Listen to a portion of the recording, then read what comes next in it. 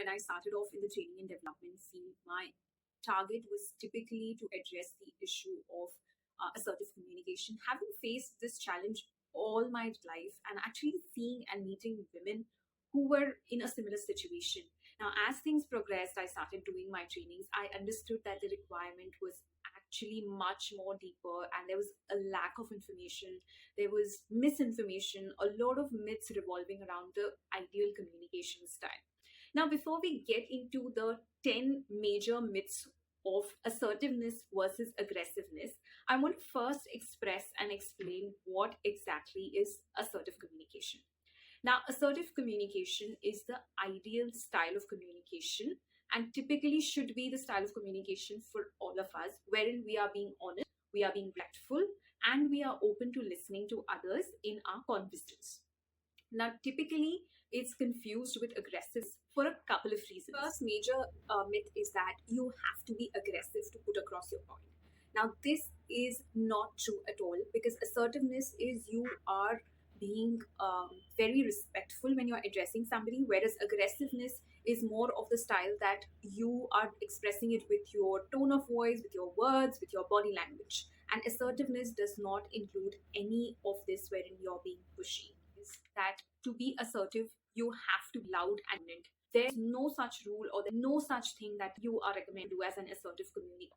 Assertive communication, you can always put across your point in a very calm and composed manner, and even have more difficulties around is that assertiveness means that it's my way or the highway, which is not true.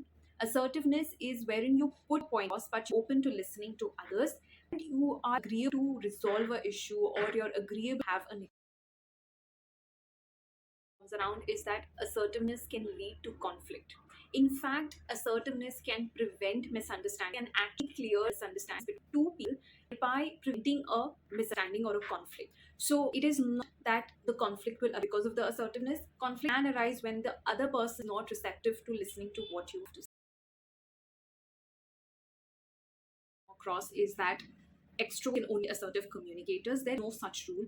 Even introverts can be very assertive communicators with a good amount of practice. And assertiveness is not feminine. This is absolutely nonsense. Assertiveness is, in fact, can help you go up and power you in situations wherein your interaction will create is that being assertive does it creates an impression wherein you don't care about others' feelings. This is not true. In fact, when you are being assertive, you're being honest and respectful in your expression of words, which that you will sympathize with the person in front of you. You will acknowledge their feelings and as well as your feelings. So both ways you are being understanding. Now, the eighth one that I come across is that assertiveness requires confrontation. Assertiveness actually helps you to set boundaries using clear and positive language, which thereby avoid conflict. That I come across is that assertiveness is something that you are born with, or you learn it from childhood or from your parents, or it's something which is genetic, which is not true. It is just like any other skill, it can be learned. And even in communications in general, people all think that it's something they cannot learn, but with the guidance and practice, you can learn it as easily as across is that assertive people cannot be team players.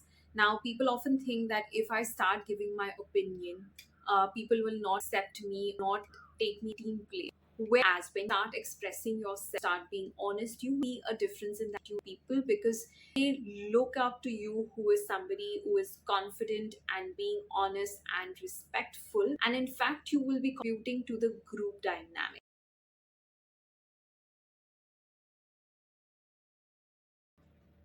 Growing up, I was a passive communicator even into my adulthood. When I got introduced to my soft skills trainer certification, that's when I realized that there are these personality types, there's these communication styles, and trust me, it was life changing. So if you're somebody at a point in your life who is thinking that I cannot express myself, is taken for granted, I just don't know how to talk to people, and believe me, things can change for me.